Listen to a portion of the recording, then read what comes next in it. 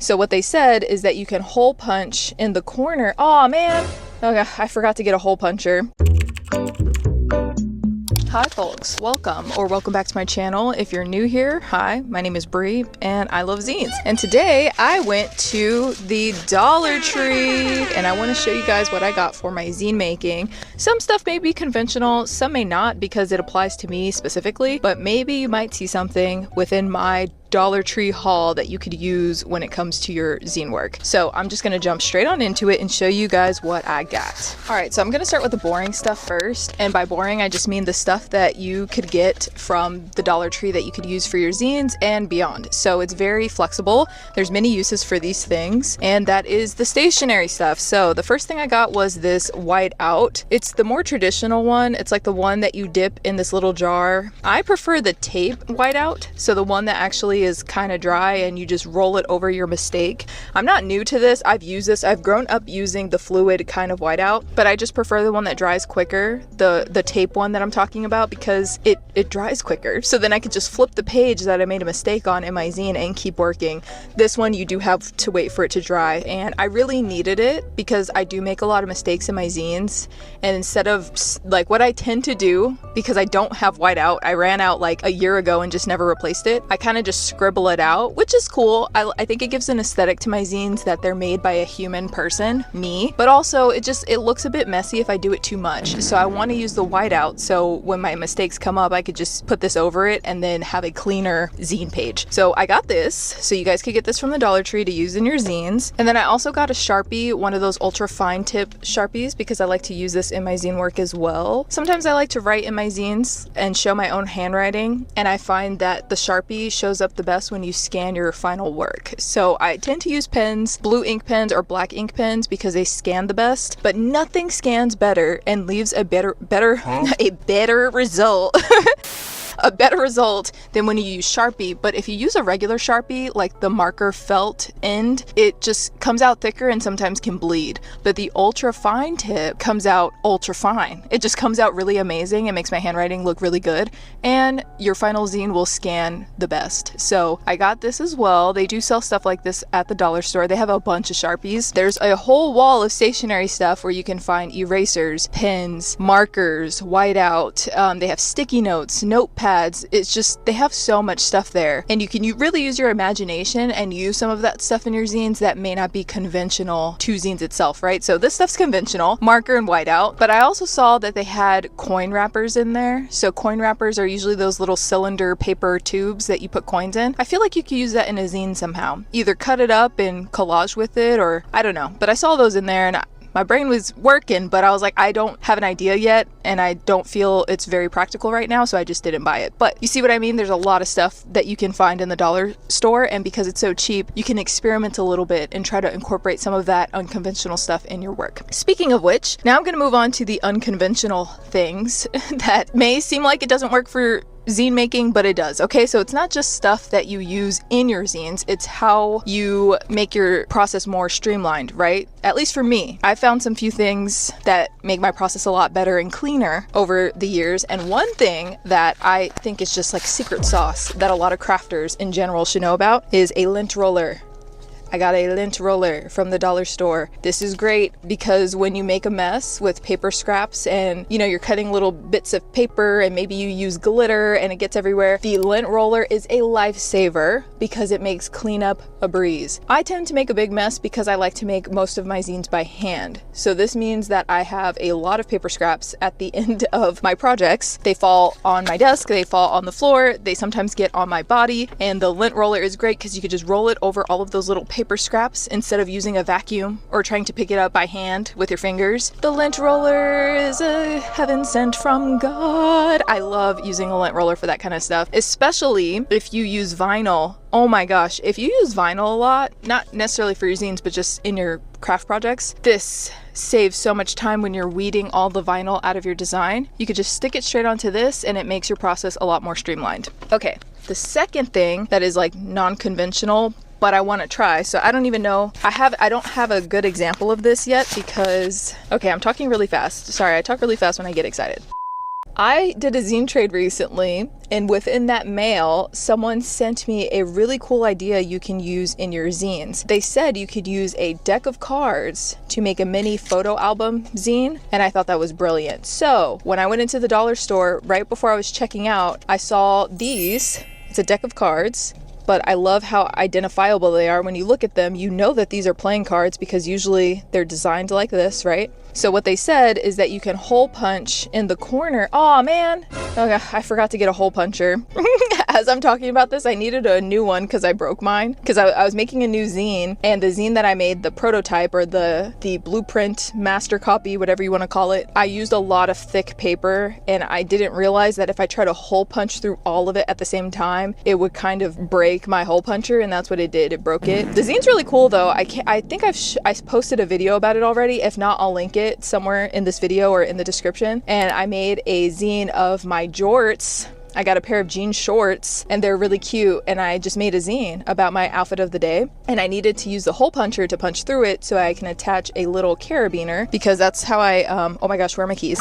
Oh, freaked out a little bit. Froke out. But these are my keys and my favorite little green carabiner that my dad gave me years and years ago when I got my very first car. So I've always kept it as like that memory. But in my outfit of the day zine, I had the idea to attach a carabiner to it, and I needed the hole puncher to be able to punch through it. But the paper was way too thick and it broke my hole puncher. And I'm still making copies of this zine so I can add them to my shop when my shop opens. And I forgot to get a hole puncher, and I just remembered when I'm talking about this. But anyway, back to the subject at hand. Wait, are these supposed to be like this? Now that I'm looking at them, why are they cut on the sides? Who the hell did that? What the hell? I don't think it's supposed to be like this because it's cutting into the image. Aw, man, I got a sorry ass deck. This don't make no damn sense. Why would they do this? But anyway, back at hand again, because I kind of lost track of what I was saying. The person in my zine trade that I showed you, they said that you can use these for mini photo album zines. So basically you attach your photo to either the back of this card, the front of this card, whatever. You just glue it on there. You hole punch the corner. So say you only use a handful of cards for your photos, hole punch the corner, attach like a key ring or something, bind it somehow, and then you have yourself a little mini zine. So I thought that was a really cute idea. I've never tried that before. I bought the cards so I can try it later. Oh my gosh, now I can't even put it back in the box. Ugh, I broke the box. Oh my God. I'm so excited I ravaged through the box like this, like a rabid dog. Come on, Brie. It's not that serious. It's not that deep. Okay, back to some more stationery things that you guys could use in your zines. Today I picked up some stickers. They have actually a really cool sticker selection at the Dollar Tree. I haven't been there in a while, but I was able to find some name brand things, like some familiar sort of stickers there. I got this sticker sheet of The Office. And look, it comes with all the Office characters. It comes with Stanley's pretzel. It comes with Pam's teapot. Even the logo. I thought this was cool. These are technically wall decals, so I think you're supposed to put them either on your wall or maybe even on a window, something it could cling to. So look, oh, it even comes with the bat that gave Meredith rabies. Because it's a wall decal, it's sort of see-through, so it's not like a true sticker, you know, but you could stick it to something like my window. I'm in my car right now. Can you see it? It sticks so perfectly to the window. Where'd it go? Whee!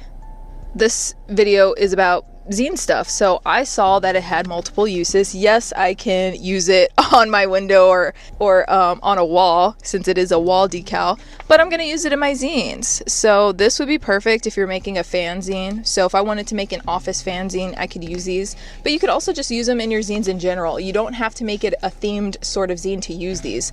I could perfectly talk about someone that's like, I don't know, someone with Dwight's personality in a perzine. I could be describing them but change their name because I don't want to use their real name in my zine or whatever, but I could say that they remind me of Dwight, and then I could use the Dwight sticker in there to give a visual, you know? So this is one really cool sticker sheet that I found in the dollar store. I thought this was really cute. And then the other one is this big pack. It comes with 360 stickers that you typically use for garage sales. So it has a bunch of numbers on them, or it says make an offer, make offer, and usually people will use these at garage sales, and that's what it's labeled as. It says garage sale labels.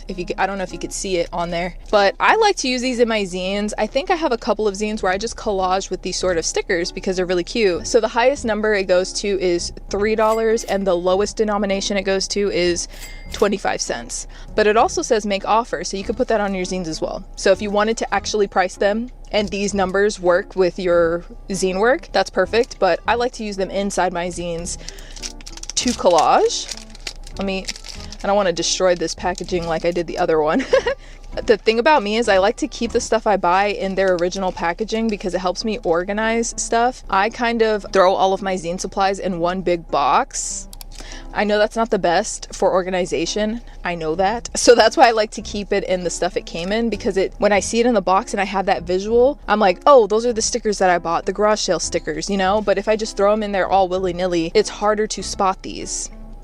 Yeah, someone had asked me, I saw their comment, so if you're watching this, I think their username is a little more sunshine or a little sunshine, but I happened to see a comment where you asked me how do I organize my zine supplies because you struggled putting them in one big box. I laughed when I saw that comment because I'm like, man, that must be a canon zine maker personality trait, because I also put them in one big box. I am not kidding. I have a box in my closet. I also have a box on my shelf that says zine junk. And anytime I collect stuff like this or out and about, movie tickets or receipts, stuff that I could use in my zines later, I put them in those boxes. So that's why I keep the packaging. So maybe that might help you, a little sunshine. But anyway, here is the stack. See, they look all the same. And they even come with some blank ones. Oops. So you can put your own prices on them, or you can put whatever you want. You can make a little smiley face on there. You don't have to put any kind of pricing on here. Oh, wait, what? I lied. The highest denomination goes up to $10. Why did I not see that? Oh, because when it was in the packaging, it was at the top and it blocked it. You see, I couldn't see it. So, wow. Oh, $5. See, that's the price. $5 is such a common price for a zine.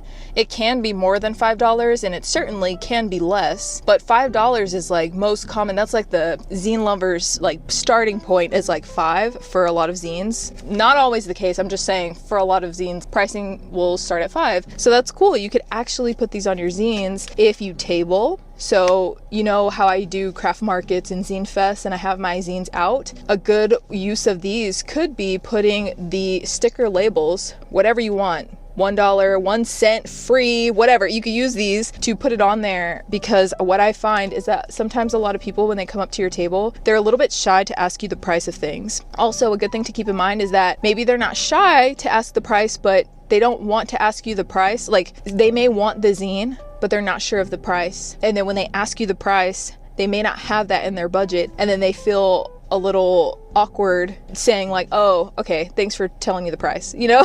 Like, they want to be able to buy it, but I found that sometimes they pick up something like, say for example, how much is the sticker sheet? They're probably going to think, oh, that's probably like $2 max. And then if I tell them $7 and they're like, oh, I don't personally want to pay $7 for that, then they put it down, and then it's just like a awkward experience for both of us. Yeah, that happens. Not that I'm pricing things crazy. I'm just saying from experience, me at other people's tables or me and people that we've talked about this kind of stuff. It just happens sometimes. And I think you guys should price your work what you want to price it. But just keep in mind, sometimes it's not like, oh, that's too high, I'm not paying that. It's just more of like, oh, I only have $2 in my pocket and that thing costs $5.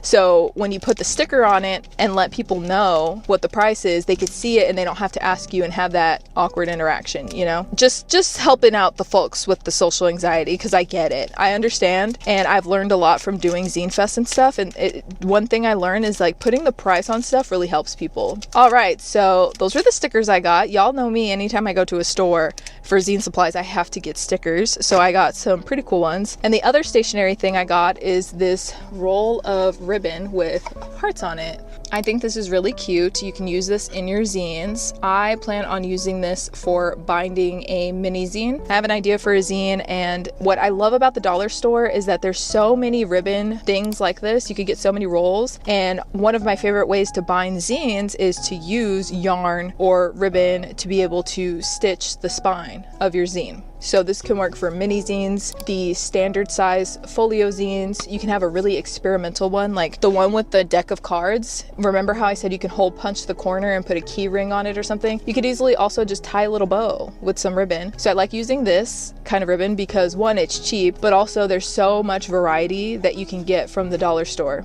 I typically do like to get my ribbon and yarn from Michael's though, or like Joanne, rest in peace, because of the quality is just better, that it's made out of like actual fabric, and so I feel like it lasts longer. This is made with paper, I believe, so it's not the best, you know, like, you know, the type of material that's tied to the end of a balloon, that's what this is made out of. So just to give you a reference of the type of material this is. Still great for binding, still great for zines, that's why I got it, but just so you know, it's not the best quality, but still pretty good.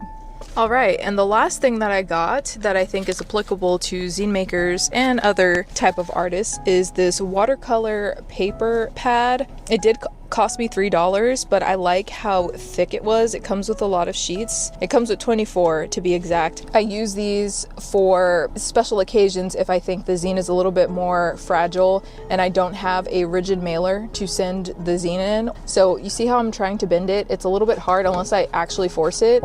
It works as sort of like stiff cardboard. I just don't want it to bend in the mail, basically is what I'm saying. So sometimes if I have a trade where I don't have a rigid mailer to send it to, which are those extra thick envelopes that don't bend in the mail or get crushed, I'll use the watercolor page as a backing because it's pretty thick. But also, obviously, when I watercolor, or if I use certain types of mixed media where it will call for this sort of paper. It's very, very useful. You be the judge on what kind of wet will be on this, but it has many uses, okay? And I do like to use them in my zines, and it costs $3 for this thick ass book of watercolor paper.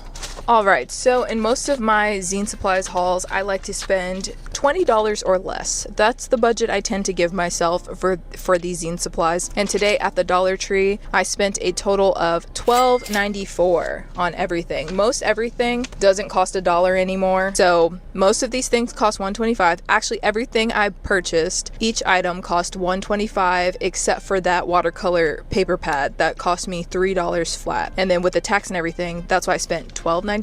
So I was actually under budget. I could have spent more, and I wanted to for the sake of the video, but then I thought about it a little more and I was like, I don't need anything else.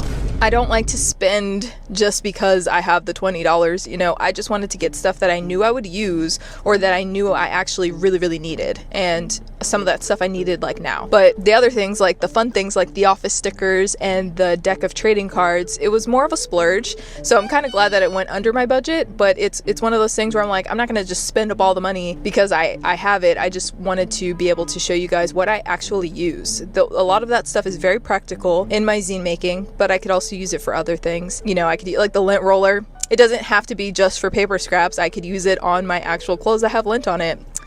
So I don't know, that's the kind of shopper I am. I try to make sure I'm getting stuff that it's actually going to have a use for it. But that was my zine supplies haul from the Dollar Tree. I really hope oh my god.